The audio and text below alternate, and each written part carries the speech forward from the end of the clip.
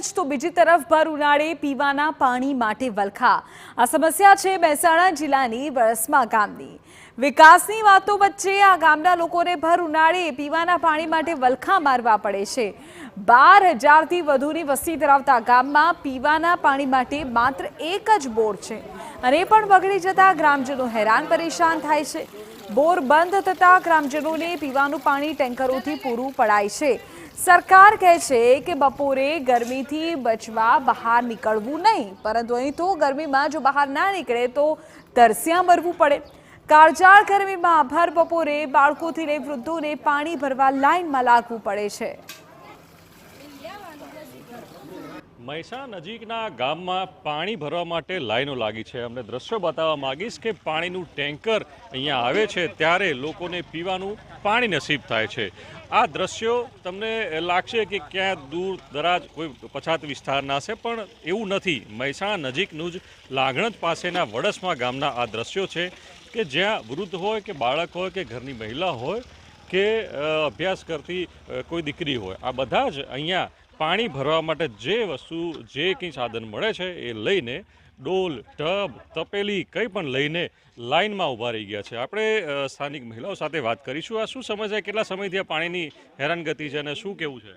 3-4 દિવસથી તો પાણી તો બિલકુલ બંધ છે અને હેરાનગતિ તો લગભગ 4-5 વર્ષથી છે ભાઈ। એક જ બોર છે, આખા ગામ વચ્ચે એક જ બોર છે એટલે પાણી પૂરું બધાને પોકતું નહીં। નીચાણવાળા ભાગમાં આવે બધે પાણી, પણ જે ટેકરા ઉપર હોય ને એમને તો પાણી બિચારાને આવતું જ નહીં। એટલે અમારા ગામમાં 2 બોરની જ રિક્વાયરમેન્ટ છે। એક બોર મંજૂર થઈ ગયો છે પણ એ કામનું ડિલે થાય છે, એ જ પ્રોબ્લેમ। એટલે અમારા ગામમાં જો 2 બોર હોય તો પાણીનું સમસ્યા બિલકુલ રહે જ નહીં। અહીંના ડેપ્યુટી સરપંચ છે, એમની સાથે વાત કરીશું। આપ તો પંચાયતમાં ડેપ્યુટી સરપંચ છો, તો આ સમસ્યાનો ઉકેલ કેમ નથી આવતો? આ સમસ્યાના ઉકેલમાં સાહેબ એવું છે કે અત્યાર સુધી અમારા ગામમાં 2 બોર હતા। 2 બોરમાંથી એક બોર બિલકુલ બંધ થઈ ગયો અને હાલ નર્મદાનું પાણી અમને મળતું નથી। એટલે આમ તો નર્મદાના પાણીનો સપોર્ટ થોડો સારો હતો। હવે એવું છે કે હાલ જે ચાલુ બોર છે એ બોર પણ ગઈકાલ પરમ દિવસથી બંધ થઈ ગયો છે। એટલે 2 દિવસથી તો અમે પંચાયત તરફથી પાણીના ટેન્કરની વ્યવસ્થા કરી અને ગામની અંદર પાણી પૂરતું પહોંચાડ્યું છે, પણ હવે ટેન્કરોથી કેટલા દિવસ ચલાવવું? એટલે સરકારશ્રીને અમારી નમ્ર વિનંતી છે કે તાત્કાલિક ધોરણે અમને બીજો બોર આપે અને અમારા પાણીનો પ્રશ્નનો નિકાલ કરે। કારણ કે ગામની અંદર પાણી 12,000ની વસ્તી ધરાવતું ટોટલ ગામ છે। આવડા મોટા ગામની અંદર એક બોરથી પાણીનું વ્યવસ્થાપન ઊભું કરવું એ બહુ અઘરું કામ છે। 22 લાઈનો ઉપર અમે પાણી છોડીએ છીએ, 1-1 કલાક પાણી આપીએ તોય 22 કલાક પાણી અમારે છોડવું પડે। નર્મદાના પાણીનો જે સપોર્ટ હતો બિલકુલ હાલ બંધ થઈ ગયું છે। ગઈકાલે અમે થોડી રિક્વેસ્ટ નાખી છે એ લોકોને કે ભાઈ બોર બંધ થઈ ગયું છે તો 2-3 કલાક પાણી અમને થોડું વધારે આપો। એ લોકોએ અમારી રિક્વેસ્ટ એક્સેપ્ટ કરવાની વાત કરી છે, તો હવે જોઈએ શું થાય છે। હાલ તો પરિસ્થિતિ બહુ વિકટ છે પાણી બાબતની। તો આ હતા ગામના વડસમાના ડેપ્યુટી સરપંચ।